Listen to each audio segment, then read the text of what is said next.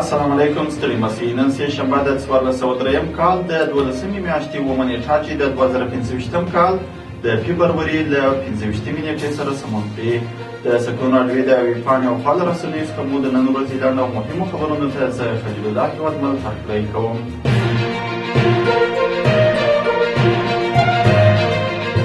په هرات کې یو خیریه بنسټ د یو ښوونځي په جوړولو سره شاوخوا 2000 کارګرو او بې سرپرسته ماشومانو ته د وړیا زده کړو زمینه برابره کړې ده. دغه بنسټ د مسؤلینو په وینا په دغه ښوونځي کې نجونې او هلکان زده کړې کوي او ټول لګښت یې همدغه خیریه بنسټ ورکوي. د دغه ښوونځي د زده کوونکو ټول ښوونیز لګښتونه د خیریه بنسټ له لورې ورکول کیږي. بل پلو د زده کړو ترڅنګ دغه ماشومان د کسبونو زده کړه هم کوي.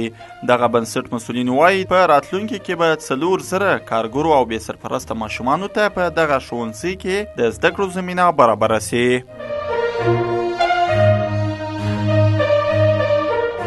د ننګرهار وادي کرنیز شرکت مسؤلین وایي چې د دغه ولایت د کانال ریاست اړوند 42 په شاړه ځمکه آباده سوې ده او د 3 میلیون افغانیو په لګښت پرې د مالټو بڼ جوړیږي.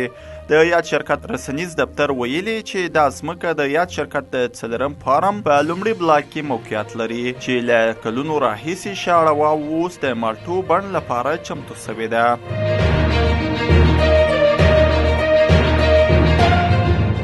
د سوداګرۍ او پانګونې خونه وایي د تورخم لارې بندېدو له امله نه یوازې افغان سوداګرو بلکې پاکستاني سوداګرو ته هم د ورځې په تېرېدو سره پراخ تاوان رسیږي. د افغانستان د سوداګرۍ خونې غړي خانجان الکوزي وویل چې د دواړو هیوادونو ترمنځ باید سوداګري له سیاسته جلا وي. هغه وویل افغانستان د بدیلو لارو موندلو هڅه کوي او په دې لړ کې د سوداګرۍ لویه برخه اوس د ایران له لارې کیږي.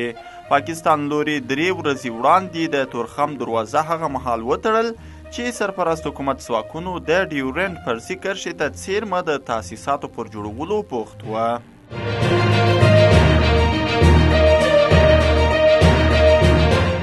د قانون او پټرولیم وزارت سرپرست ازبکستان ته د سفر په ترڅ کې د دغه هیواد د قانونو او سروې له وزیر سره کتلي او هغه دا ډول سفرونه د دواړو هیوادونو ترمنځ د اقتصادي پیاوړتیا لپاره مهم ګڼلي دي. د قانون او پټرولیم وزارت په یوه خبرپاڼه کې ویلي دغه وزارت سرپرست د ازبکستان له دولتي شرکتونو هم لیدنه کړې ده. د قانون او پټرولیم وزارت سرپرست بیا د افغانستان د قانونو په برخه کې د پانګونې په موخه ازبکستان همکاري مهمه یاده کړه.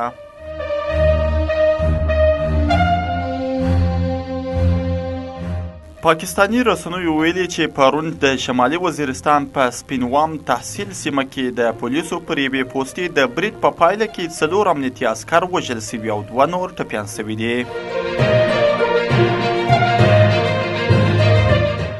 دا و د نن ورځې لنډ او مهم خبرونه چې تاسې واورېدل. تر بیا د الله په امان.